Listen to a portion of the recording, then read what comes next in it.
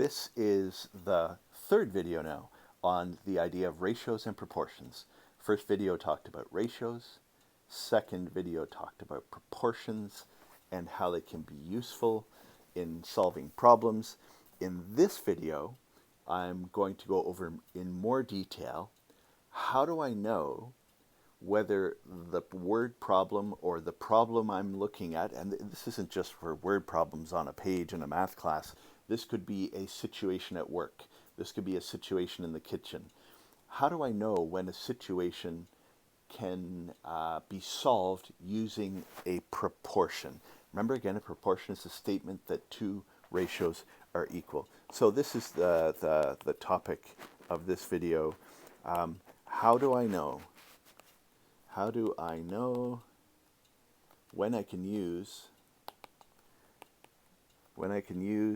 a proportion to solve a problem? Okay, now in the last video, what we learned was that there are two things that I can look for in a problem that will tell me that this problem can be solved by proportions. So what we're going to do now is make a list of what we're going to look for. Look for, first thing we're going to look for is let's do this. A situation, we're going to look for a situation A and a situation B. A situation A, two different situations going on in the problem. And the second thing we're going to look for is ratios for each situation that compare the same things. Okay, so let's look ahead at a couple of problems and use these two criteria to decide whether or not proportions can be used to solve that problem. So, here's a problem. When the floodgates were opened, 68,000 gallons of water flowed over the dam per hour. How many gallons flowed over the dam in a day? So, first thing I want to look for is whether or not I've got two different situations here. And I do. What I'm noticing, and I'm going to use red for situation number 1 and green for situation number 2. This tells me what happened, what the flow was per hour. 68,000 gallons of water flowed over the dam per hour. That's the first thing that I know. So the first situation I might say is the first hour. I know that 68,000 gallons flowed over the dam in 1 hour. That's situation number 1. Is there situation number 2? Well, yeah, if the first situation is that first hour, then the second situation is going to be this question that relates to a whole day. That's situation number 2. So we do have two situations. Now, the second thing we're going to look for is whether or not there is a ratio in situation number 1 and a ratio in situation number 2, and that they compare the same things. So if I look in situation number 1, they're comparing two things. We're comparing the gallons of water to the amount of hours or the amount of time that went by. And in the first situation, the gallons is 68,000 gallons, and the time was 1 hour. So there's a ratio that comes right out of situation number 1. Let's look at situation number 2 and see if there is a similar ratio. When I say comparing the same things, this is what I mean. Comparing gallons with hours. We don't have to be comparing the same numbers, comparing the same things. So if I look in the green situation number 2, they're wanting me to find out how many gallons flow over the dam in a day. So I could say, well, they want gallons per day. And then I could say, well, wait a minute here. This one's hours, this one's days. I guess I'm not comparing the same thing. But then I notice, well, I know how many hours are in a day.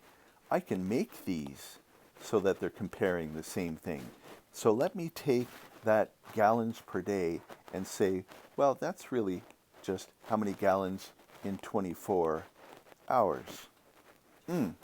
Well, now I've got gallons compared to hours, gallons compared to 24 hours, gallons compared to hours again.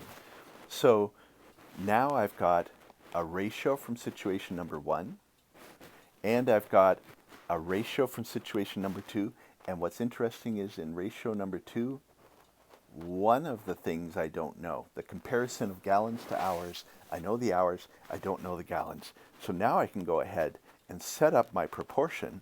The proportion here is going to be 68,000 gallons compared to 1 hour. And we're going to say the second ratio is I don't know how many gallons, that's what I want to find out, compared to 24 hours. And we're going to set those two ratios equal. That's what makes it a proportion. And now we can solve that thing using the steps we saw in the last video. Multiply the numbers on the diagonal, then divide by the third number we haven't used yet, and we will get that answer. So, yes, this problem had two situations. Each situation had a ratio comparing things that we could make the same. Gallons compared to hours, gallons compared to hours. Here's another example. A gram is 0.04 ounces. How many grams are in a 12-ounce can of pineapple juice? Red for situation number 1. Do we have two situations? Remember, if it's a problem that can be solved by a proportion, then we'll look for two things. Does it have two situations, situation A, situation B, and does each situation have a ratio in it that's comparing the same things in situation A as in situation B? Here's situation A. This is an example of a question that asks us to convert ounces and grams. We could convert US dollars to Canadian dollars. We can convert miles to kilometers. Often conversion questions use proportions. And in conversion questions, one of the situations will be the standard comparison that I can find by Googling on the internet. How many ounces are in a gram? I'll find this when I'm comparing grams and ounces. So there's situation number 1. What about situation number 2? How many grams are in a 12-ounce can? So this is the second situation. I might say the first situation right here is the information I get from the dictionary. I can look those up on the back page of a dictionary or from Google. The green is the situation in my kitchen right now. I have a 12-ounce can of pineapple juice, but the recipe's talking grams. How many grams do I have? So that's situation number 2. So I do have two situations, but that's not all I'm looking for. I'm also looking to make sure that each situation has a ratio that's comparing the same things, different numbers, but same things. The first ratio is comparing grams to ounces.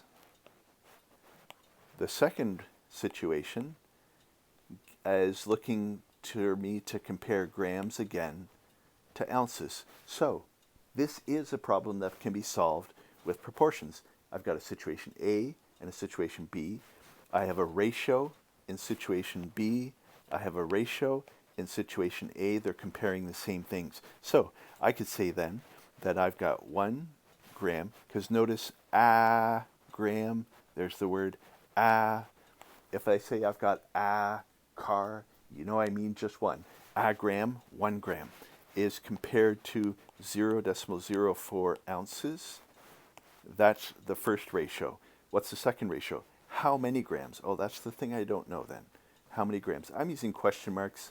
Like I said, people like to use the letter N or the letter X. Use whatever you want. And that's compared to 12 ounces. It's not a proportion yet. Remember, proportion is a statement that two ratios are equal.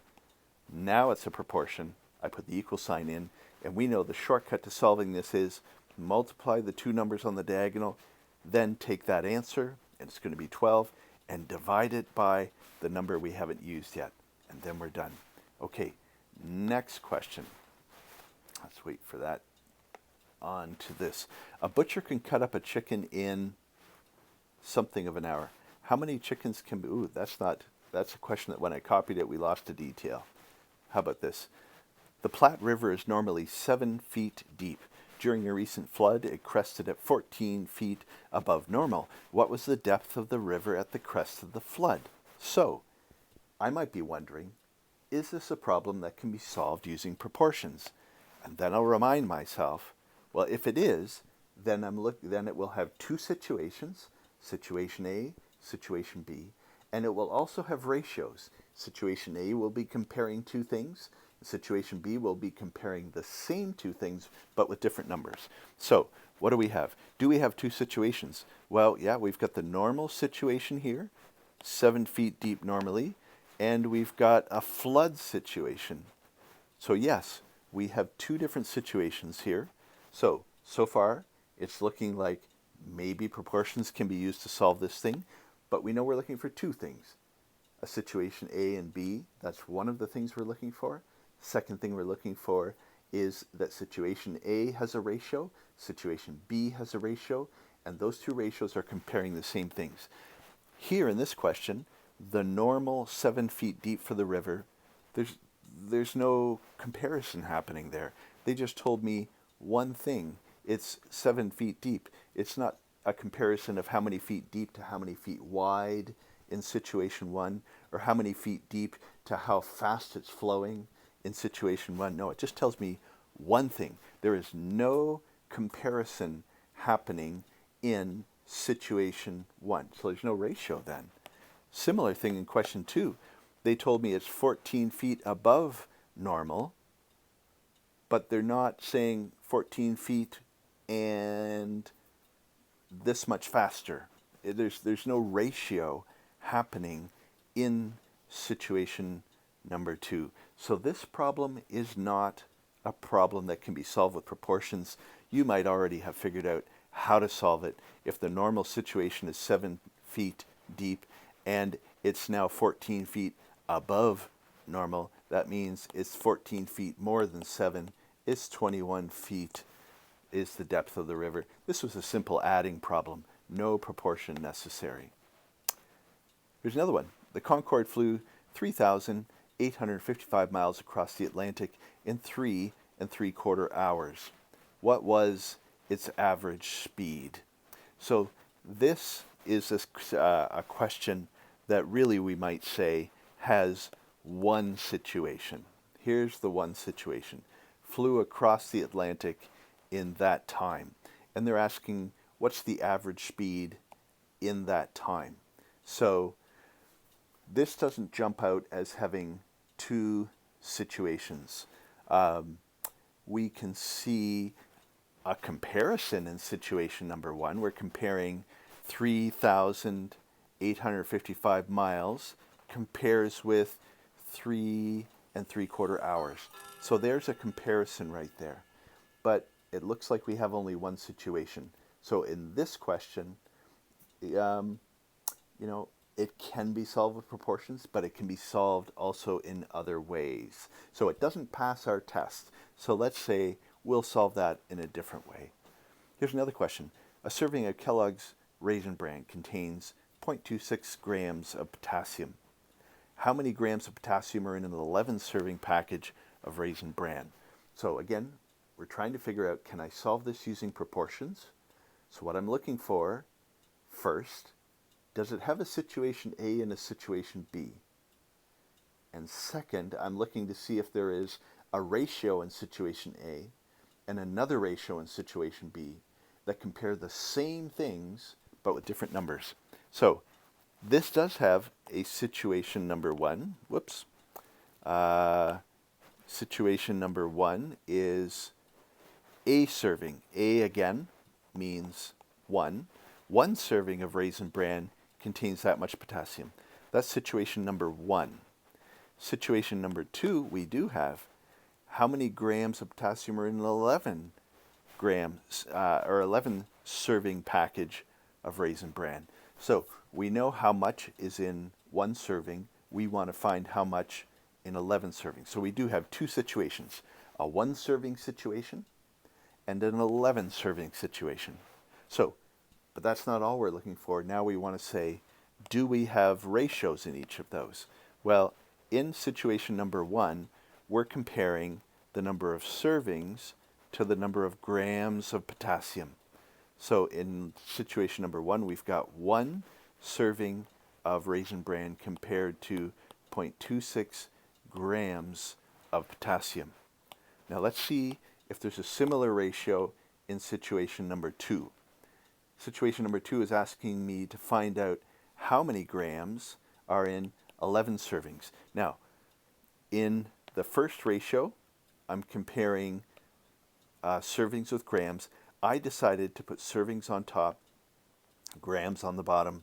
It doesn't matter what I choose to put top and bottom in my first ratio, but what does matter a lot is that I follow the same pattern in my second ratio. So since I chose to put servings on the top, grams on the bottom, over here, when I work out this ratio, I want to follow the pattern of servings on the top, grams on the bottom.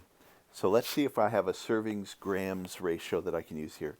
11 servings, definitely. I've got a number of servings in the question, and they want me to find grams, question mark grams.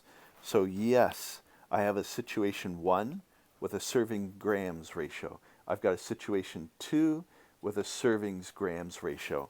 This is a problem that can be solved with proportions, and I'm going to write the proportion out. Here's situation 1, 1 serving compared to 0.26 grams of potassium. Here's situation number 2, 11 servings compared to, I don't know yet, grams of potassium. It's not a proportion yet until I put my equals, because the proportion is a statement that 2 ratios are equal. Now I've got a proportion, and remember the shortcut to solve it. Multiply the 2 numbers on the diagonal. This diagonal does not have 2 numbers, a number and a question mark, that a thing I don't know yet. This has the 2 numbers, so that's why I'm multiplying those 2 numbers, and then I will divide it by the number I haven't used yet, which is the 1. All right, a few more examples yet. A repair shop charged Muriel $1,125 to repair her car. She had a $250 deductible insurance policy. How much did the insurance company pay for the repair of her car? So, if you've not had car insurance before, the first thing to help us to understand the problem is to understand this idea of a deductible. If I don't know that, I cannot solve this problem. I don't want to just make guesses. So I might need to Google it and look it up. But I'll tell you, this idea of a deductible, a $250 deductible insurance policy, means that if Muriel gets in an accident, Muriel has to pay the first $250, and the insurance company will pay the rest. So the $250 is what Muriel has to pay. The insurance company has to pay whatever is above $250 in order to get her car repaired. So let's see if this is a proportion problem. We know what we need to look for.